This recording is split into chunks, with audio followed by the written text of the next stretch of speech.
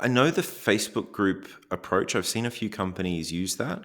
I know that's more common in like the, info product world or Right. people selling courses and coaching and stuff like that. But I've seen a few SaaS businesses do that fairly successfully.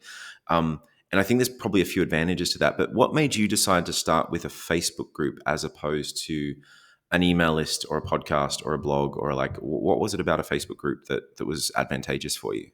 I think it was almost a way for us to just kind of like build in public. I, I first, one of the best examples I ever heard of like the Facebook group approach is like with authors, where like they release pieces of their book over time and they have conversations about the topics of it, so that people know that it's coming. And then when the book drops, like people are already bought into it. So it's a little bit of that process of just sort of, you know, it sort of helps you self-select. And doing it today, 2024, I don't know if I would do a Facebook group again, but just because the nature of the internet changes and evolves. But at the time, I thought it was an easy lift for us. Absolutely. And was it mostly about building anticipation? Were you asking for feedback from people in the group as Yeah. well? Were you kind of sharing best practices and information that they could kind of use, related to your tool, but just solving the problem? Like, how did you use the information? How did you use the Facebook group? What kind of conversations were you spurring in there? It was really like, hey, what do you think of this? It was really like, oh, check this out. I'm excited by it. Yeah, there was a tweet that I saw one time, many, many years ago, but it was like Elon Musk, and somebody installed Minecraft, and you were able to play Minecraft on a Tesla screen. And he just like shared that as like a cool thing that you can do. And like it was received well.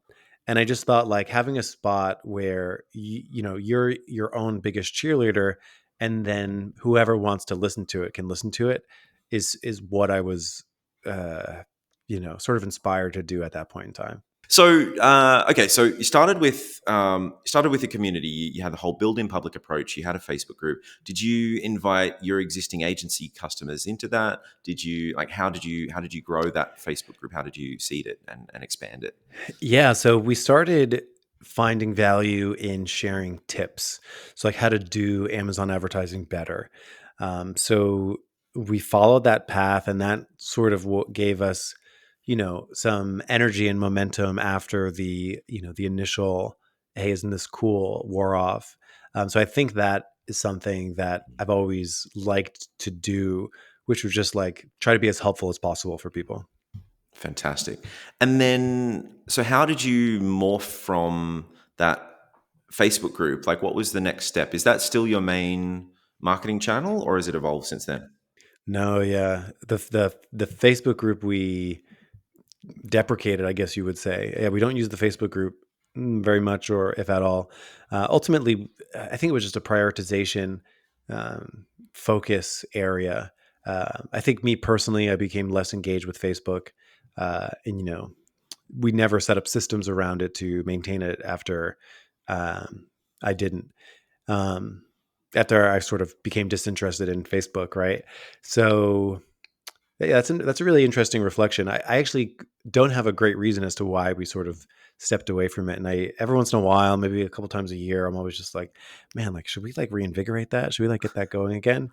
I think in general, like SaaS companies should have a place to like talk to their customers in that sort of way. Like, who's going to care if we post like, a, people playing Doom on it or people playing Minecraft? Like, where do you have a place to like talk about that in a sort of controlled setting that you own, that you can sort of touch base on, where people can see, oh wow, there's other people that use this thing.